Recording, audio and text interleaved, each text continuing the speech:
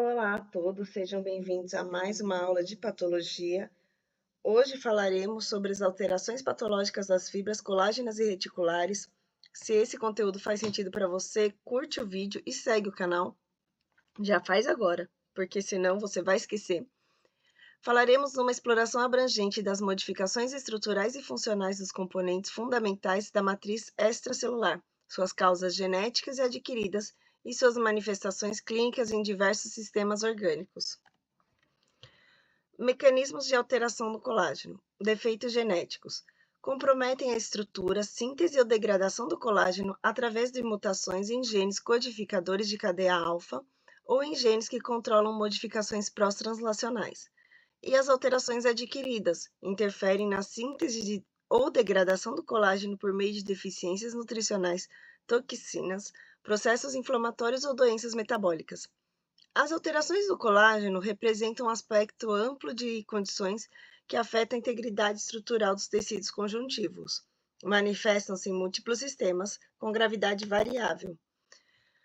Vamos falar dos sistemas afetados pelas manifestações dos defeitos genéticos do colágeno. Na pele, temos a elasticidade e resistência alterada, fragilidade tecidual. Nos vasos sanguíneos, podem se formar aneurismas por defeitos estruturais. No sistema digestório, comprometimento da integridade intestinal. No globo ocular, alterações na esclerótica rica em colágeno. E no sistema esquelético, deformidades ósseas por comprometimento da matriz. As principais doenças congênitas: osteogênese imperfeita, mutação nos genes de cadeia alfa do colágeno tipo 1, 2 e 4, caracteriza-se por fragilidade óssea extrema, fraturas frequentes e deformidades esqueléticas progressivas. Síndrome de Ehlers-Danlos. Múltiplos subtipos de colágenos, por exemplo, 3, 5, 6, 7 e 8, com diferentes alterações enzimáticas. Manifesta-se por hiperextensibilidade cutânea, hipermobilidade articular e fragilidade vascular. A epidermólise bolhosa, deficiência de glicosiltransferase que compromete a adesão dermoepidérmica, resulta em formação de bolhas cutâneas ao menor trauma mecânico. E a dermatopraxis, deficiência do procolágeno peptidase que impede o processamento adequado do colágeno. Caracteriza-se por pele extremamente frágil e cicatrização deficiente. Escorbuto, deficiência da vitamina C, patogênese molecular. A carência de vitamina C, ácido ascórbico, compromete a hidroxilação do colágeno, processo essencial para sua estabilidade estrutural. Hidroxilação deficiente interfere na glicosilação e na formação de ligações cruzadas, resultando em colágeno estruturalmente frágil e funcionalmente inadequado. Na membrana basal, alterações do subtipo tipo 4, normalmente muito glicosilado. Temos a fragilidade capilar, perda de integridade vascular com hemorragias espontâneas e manifestações orais, comprometimento dos alvéolos dentários e da dentina. A gente já falou sobre escorbuto em umas aulas passadas. Quando a gente estava falando, eu vou só dar uma lembradinha, era muito comum em grandes navegações, por falta, porque eles comiam peixes que pescavam, etc., mas não tinham vitamina C, que vem praticamente de produtos mais frescos, como limão, laranja, e até algumas outras comidas, por exemplo, vegetais, né? Então, pela falta da vitamina C, as pessoas acabavam morrendo nos barcos até elas descobrirem que era por conta disso. E aí começavam a levar bastante limão, porque é muito mais fácil e dura bastante. Latiterismo, intoxicação por látiros odoratus. O mecanismo patológico é: a semente da ervilha de cheiro contém inibidores específicos da lisioxidase, enzima fundamental para a formação de ligações cruzadas no colágeno e na elastina. A manifestação clínica: deformidade óssea progressiva, formação de aneurismas vasculares, comprometimento simultâneo de fibras elásticas e alteração neurológica em casos graves. Eu poderia. Latirismo seria o nome da doença, né? Mas precisaria ser legal a gente ter assim, umas fotos reais da ervilha de cheiro para você conhecer quando ver e saber que é perigosa. Agentes farmacológicos e alterações do colágeno. Hidralazina, antihipertensivo que inibe a prolina hidroxilase, comprometendo a hidroxilação do colágeno. Penicilamina, é isso? Quelante que impede a formação de ligações cruzadas no colágeno maduro. Atenção! A utilização dessas substâncias durante a gravidez pode provocar alterações graves e irreversíveis nas fibras colágenas do feto, resultando em malformação congênita do tecido conjuntivo. Deficiência de cobre do metabolismo do colágeno. O cobre atua como cofator essencial na lisil-oxidase, enzima responsável pela oxidação de resíduos de lisina e hidroxilisina, permitindo a formação de ligações cruzadas que estabilizam as fibras colágenas e elásticas. Então, temos uma deficiência nutricional, que é a carência de cobre na dieta. Acontece, então, a redução enzimática, a diminuição da atividade de lisil-oxidase, compromete a estrutura da alteração das fibras colágenas e elásticas e temos as manifestações clínicas, deformidades ósseas e vasculares. Doenças metabólicas e inibição do colágeno. Alcaptonúria, doença autossômica recessiva caracterizada por acúmulo de ácido homogentísico, metabólito intermediário no catabolismo da tirosina e fenilalanina. Vocês estão ouvindo bastante essa palavra, né? Acontece, então, o bloqueio da atividade da lisioxidase. Então, a pigmentação escura de cartilagens, ocronose, a artropatia degenerativa precoce e deposição de pigmento em tecidos conjuntivos. Já falando da homocistinúria, é um erro inato do metabolismo da metionina com acúmulo de homocistina, um potente inibidor enzimático. Acontece, então, a inibição da lisioxidase, alterações esqueléticas aracnodactília, a subluxação do cristalino e eventos tromboembólicos. A degradação excessiva do colágeno, processos inflamatórios, mecanismos fisiopatológicos. Durante os processos inflamatórios, células fagocitárias, neutrófilos e macrófagos são recrutados para o local da lesão e liberam colagenases e outras metaloproteinases da matriz. Essas enzimas promovem a degradação excessiva do colágeno, comprometendo a integridade estrutural dos tecidos. Estímulo inflamatório ativa o sistema imune, recrutamento celular, migração de fagócitos, liberação de colagenases, exocitose do MMP e degradação tecidual, a destruição da matriz. Fibrose, deposição anormal do colágeno. A definição da fibrose é que doenças fibrosantes caracterizadas pela deposição excessiva e desorganizada de colágeno e outros componentes da matriz extracelular em diversos órgãos e tecidos. Ela é uma patogênese complexa, geralmente desencadeada por agentes externos, como infecção, toxina, trauma, mas possivelmente dependentes de predisposição genética individual, o que influencia a resposta fibrogênica. A importância clínica. As fibroses representam causa significativa de morbilidade, comprometendo a função de órgãos vitais como pulmões, fígados, rins e coração. A fibrose no fígado, muito conhecida também, né, como cirrose.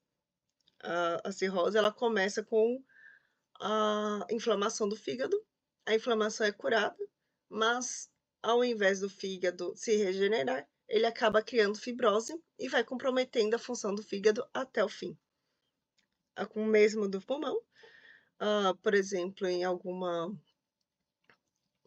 problema pulmonar, esse problema é parcialmente resolvido ou totalmente resolvido, porém, a inflamação causa um acúmulo de colágeno, que forma fibrose e compromete a função do pulmão. Rim é a mesma coisa, coração a mesma coisa. Alteração das fibras elásticas. Classificação. As classificações congênitas, como a gente falou já, seriam alterações genéticas relacionadas pela lisioxidase, enzima essencial na formação de ligações cruzadas da elastina. Então, a gente já falou sobre o colágeno, né? Mas agora a gente está falando sobre as fibras elásticas, né? A cutis flácida, cutis laxa, síndrome de Menkes e a síndrome de Ehlers-Danlos do tipo 5.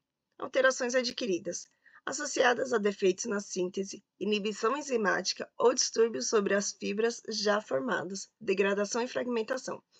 Latirismo, inibição da lisio-oxidase. Elastose vascular e endocárdica, fragmentação por fotoenvelhecimento. Elastose vascular e endocárdica. Estímulo mecânico, aumento da distensão do vaso, hipertensão arterial ou do endocárdio, cardiopatias com alterações hemodinâmicas. A resposta celular, estimulação de fibras musculares lisas, vasculares ou de células endocárdicas. Síntese aumentada, produção excessiva de elastina, como mecanismo adaptativo ao estresse mecânico. Elastose, deposição anormal de fibras elásticas na parede vascular do endocárdio. Fotoenvelhecimento e elastólise, fragmentação das fibras elásticas na derme.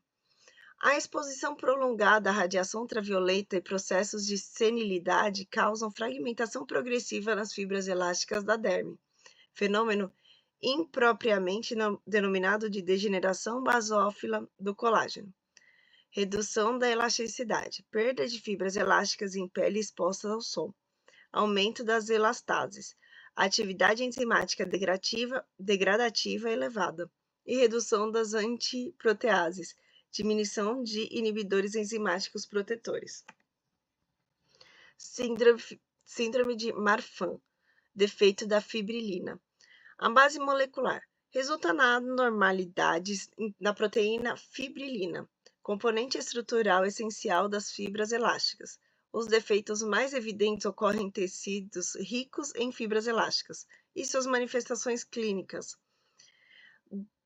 dolicocefalia, aracnodactilia, alongamento dos dedos, escoliose, hipermobilidade articular. Sistema ocular, subluxação do cristalino, ectopatia lentes, miopia grave e descolamento da retina. Sistema cardiovascular, prolapso da válvula mitral, dilatação da raiz aórtica, dissecação aórtica, a principal causa da morte. Em cerca de 80% dos casos, a doença é hereditária, com transmissão autossômica dominante nos 20% restantes. Resulta de mutações esporádicas do gene de fibrilina. Alteração das membranas basais, composição e função. As membranas basais são estruturas especializadas constituídas por colágeno do tipo 4, laminina, proteoglicanos associados em complexos macromoleculares denominados de matrissomos. A integridade estrutural, manutenção da atividade funcional dos epitélios subjacentes e suporte arquitetural. Barreira seletiva, a função do filtro que controla a passagem de macromoléculas e agregados moleculares. E a sinalização celular, interface para as interações da célula matriz que regulam diferenciação e polaridade. Depósitos patológicos em membranas basais. Imunoglobulinas e imunocomplexos, Depositam-se na membrana basal glomerular, produzindo espessamentos irregulares e alterações na permeabilidade, levando a proteinúria e glomerulopatias. Substância amiloide. Na amiloidose, proteínas fibrilares anormais, amiloide, depositam-se em membranas basais de múltiplos órgãos, comprometendo a sua função. E metais pesados. Mercúrio e bismuto depositam-se com albuminatos, formando complexos proteicos que alteram a estrutura e função da membrana basal. Microangiopatia diabética. Espessamento característico das membranas basais. O espessamento das membranas basais na microcirculação ocorre caracteristicamente em pacientes diabéticos, constituindo a chamada microangiopatia diabética, uma complicação grave crônica da doença.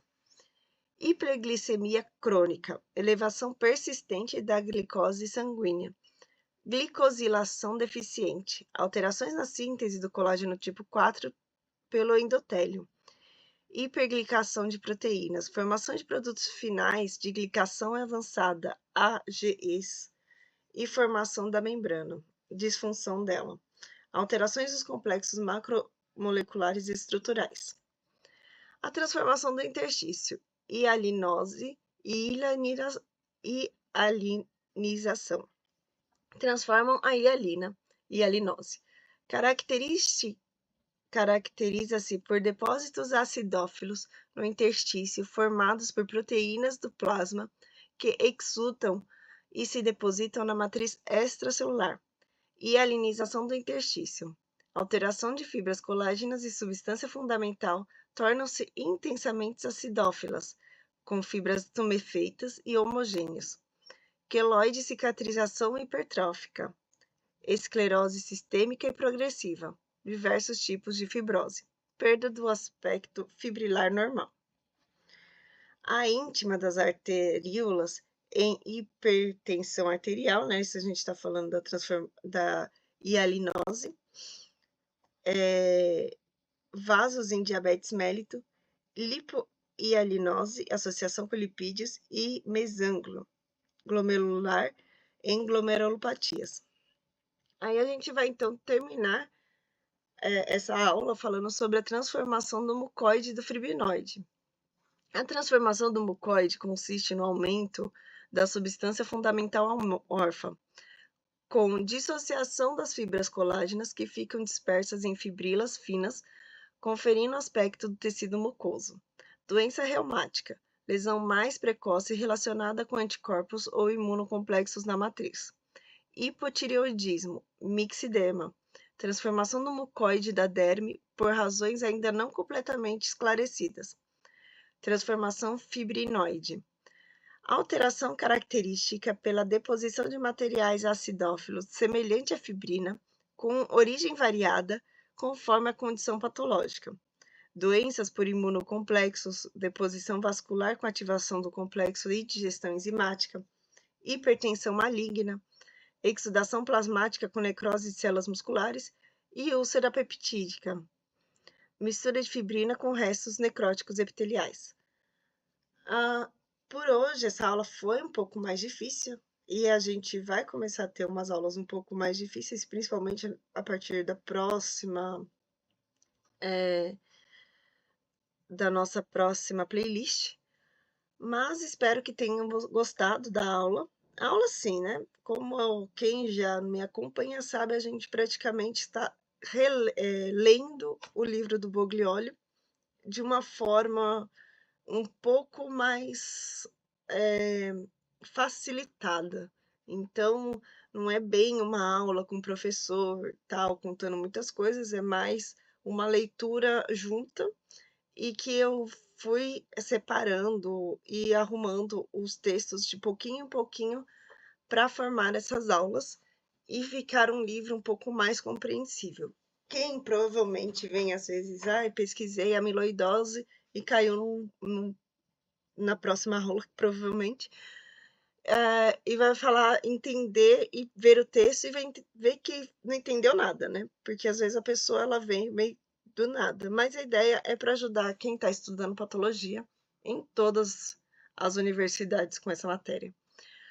Um abraço, muito obrigada por vir até aqui e até a próxima.